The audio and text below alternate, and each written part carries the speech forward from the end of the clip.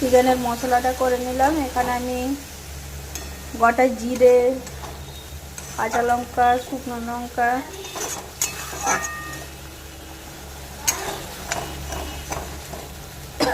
আদা রসুন পেস্ট করে নিয়েছি একসাথে।